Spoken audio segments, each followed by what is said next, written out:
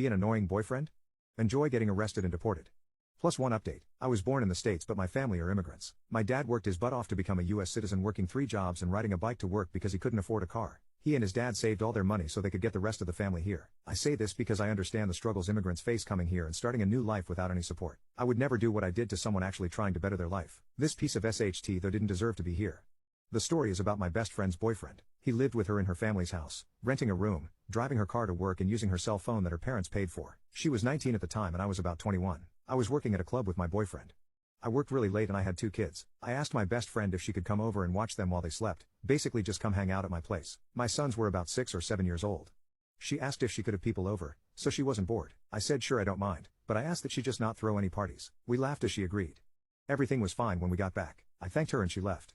Later that night I saw a cup with a cigarette butt in it, so I texted my friend and asked her if someone smoked in the house. I'm a smoker but because my son is really little and the older one has asthma so I didn't smoke in the house. The reply I received didn't make any sense.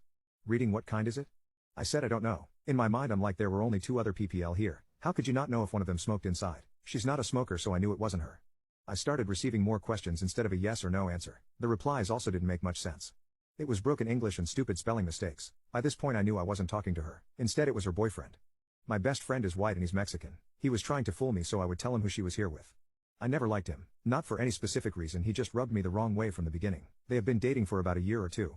By this point I knew he was a piece of shit. I really dislike him because of how he treated her. He was controlling and abusive. I didn't see her as much anymore because I had gotten into an argument with him at her house earlier that year. We all wanted to go out to a friend's place, but he didn't. He said she couldn't go either. She wanted to but he said no and I told her we were leaving. It was really late but this whole made a big deal about it. He decided it was a good idea to wake her dad so her dad would force her to stay home. This pissed me off because he has no respect.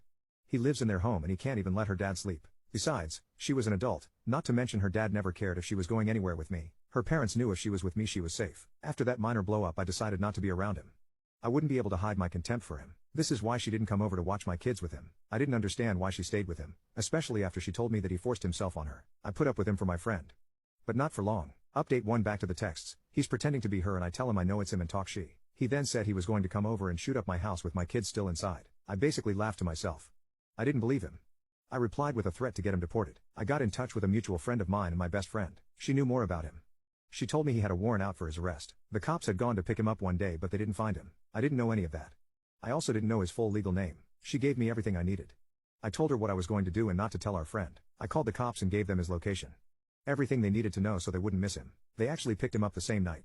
I then called ICE. He was put on ICE hold, and he couldn't get bailed out of jail now. Once in custody the only way he was getting out was when he reached Mexico. I felt bad for my friend and their daughter. I knew she would probably never see him again, but I believe I did her a favor. I ended up telling her what I did not long after. I didn't want her to find out through someone else and get even more upset with me. It's been so long since then.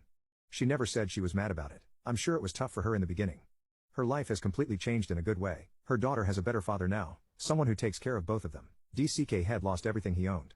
Lost his girl, his side chick, and was arrested and deported. He also lost any chance of having any real relationship with his daughter. I did hear that he came back but it took about 10 years. Their daughter was less than a year old. She's about 13 now. I believe he's met her once since all this happened. He got to see the great life she has without him in her life.